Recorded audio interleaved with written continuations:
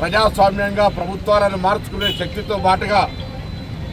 వెనుకబడ్డ వర్గాలకు న్యాయం జరగాలని, వారందరికీ కూడా ఈ పోటీ ప్రపంచంలో సముచిత న్యాయం దొరకాలంటే మరి రిజర్వేషన్ల ప్రక్రియ ఉండాలని, విద్యా వ్యవస్థ ఓటుతో పాటుగా అన్ని రకాలుగా సమాన న్యాయం ఉండాలని ఆ రోజు డాక్టర్ బాబాసాహెబ్ అంబేద్కర్ గారు రచించినటువంటి రాజ్యాంగం ఈ దేశ నిర్మాణానికి, దేశ భవిష్యత్తుకు ఒక దిక్సూచిగా మార్గదర్శిగా మారింది. కానీ ఇప్పుడున్నటువంటి పరిస్థితుల్లో మొత్తం భారతదేశమే రాజ్యాంగానికి సంబంధించి రక్షించుకోవాల్సిన పరిస్థితి ఏర్పడుతూ ఉంది. ప్రజాస్వామ్యం లోపల నియంతృత్వానికి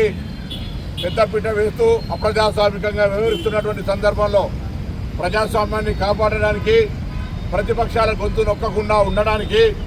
ప్రతిపక్షాలు ప్రభుత్వంని విమర్శించే విధంగా ఒక హక్కు ఉండే విధంగా ఉండాలనేటువంటి ఆలోచనతోటి ఆనాడు రాసినటువంటి రాజ్యాంగం ఈరోజు కాపాడుకోవాల్సిన బాధ్యత ప్రతి బిడ్డ మీద ఉంది.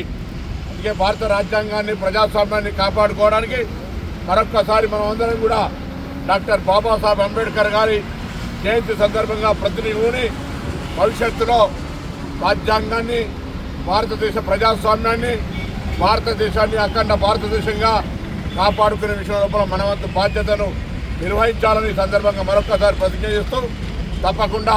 డాక్టర్ బాబాసాహెబ్ అంబేద్కర్ గారు చూపిన మార్గంలో ఒక బడుగు బలహీన వర్గాల బిడ్డగా భవిష్యత్తులో రాష్ట్ర మంత్రిగా ఈ నియోజకవర్గం కావచ్చు, శాసనసభ్యుడిగా ఈ నియోజకవర్గం కావచ్చు, తప్పకుండా